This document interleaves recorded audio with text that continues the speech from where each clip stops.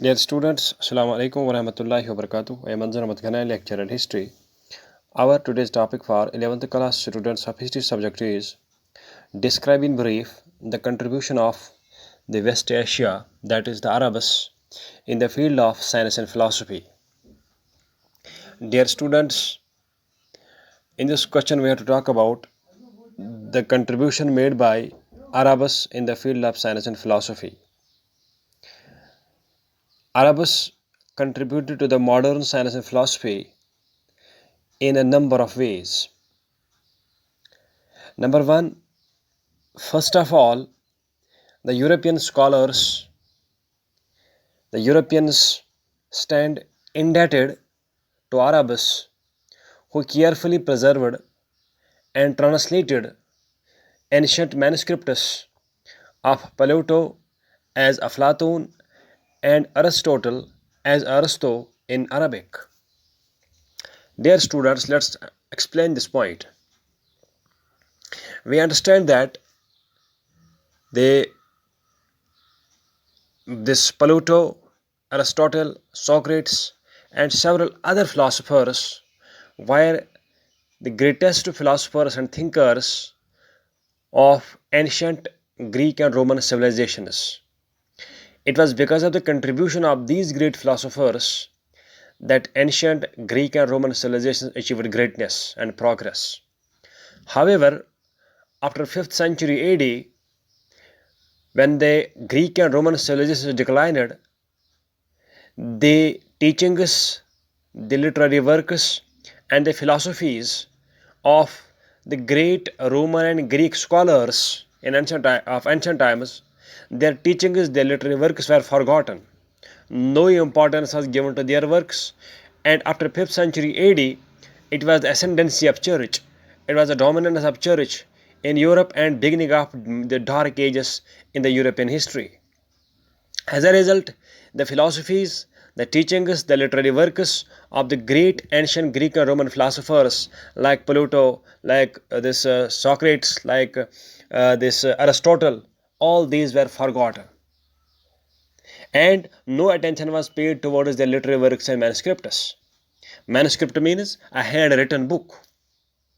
However, during this period, after 5th century AD, when Greek and Romans forgot the literary works and philosophies of their great philosophers, it was during this period that the Arabs translated the manuscripts and the literary works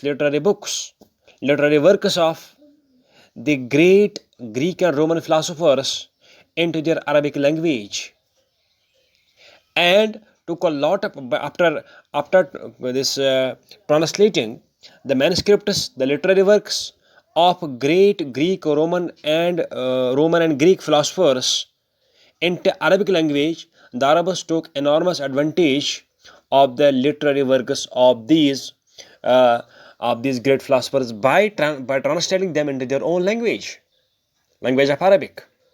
Therefore, the credit of preserving the great philosophies, the great literary works of the great Greek and Roman philosophers of ancient times,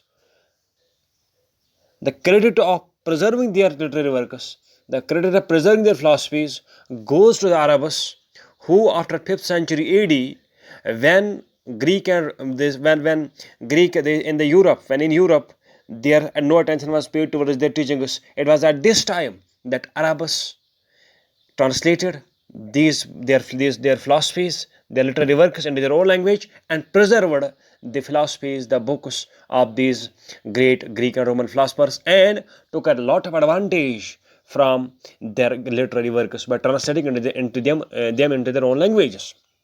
So the first point is that credit of preserving the philosophies, the literary works of the great Greek and Roman philosophers goes to the Arabs, as it were they who translated their literary works into Arabic and ultimately preserved them for future. Number two, in the modern ages, the European philosophers read those Arabic translations of their own philosophers of ancient times and enlightened themselves. Means that When in the 13th century and 14th century, the Europeans that began to think about reviving their past, about reviving their past glory, about reviving their past achievements, past greatness. And they thought that if they wanted to revive the past glory, if they wanted to get rid of the dominance of church, it was necessary for them to study the literary works of great ancient Greek and Roman philosophers like Plato, like Aristotle, like Socrates, and others. And what they had to do now, because these philosophers, these European people, European scholars knew that if they had to study the philosophies and the literary works of their great ancient Greek and philosophers, they had to study Arabic for that, because the great works, literary works of their great Greek and ancient Roman philosophers had been translated by Arabics into their own languages, and Arabics had preserved them. So the 13th century and 14th century European scholars studied the Arabic translations of their great scholars like Plato as Aflatun, Aristotle as Aristo, and the Socrates as Socrates, and the translation of these great scholars were studied by the Europeans in Arabic language and got benefited from that.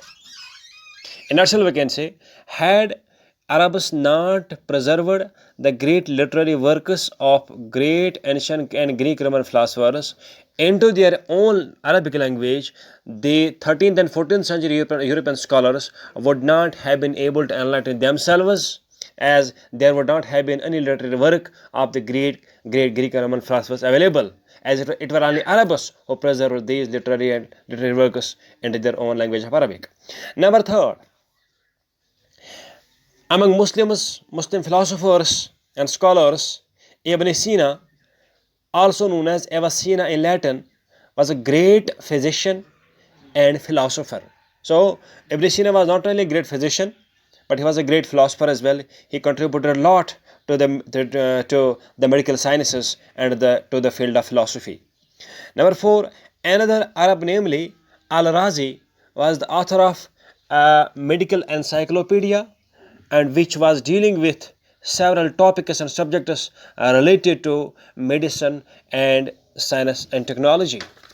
Number 5, Ibn Rushd, one of the great philosophers of the Arab world, tried to resolve the tension between philosophical knowledge and religious beliefs. Means that this Ibn Rushd tried to bridge the gap between the philosophical knowledge and religious beliefs. He tried to make people understand this philosophical knowledge had direct relation with the religious beliefs, and philosophical knowledge was not something that was strange or something that was beyond the religious field. Its philosophical knowledge had direct relation with religious beliefs. That's what Ibn Rushd tried to make people believe. That's what Ibn Rushd tried to do through his philosophies. Thank you.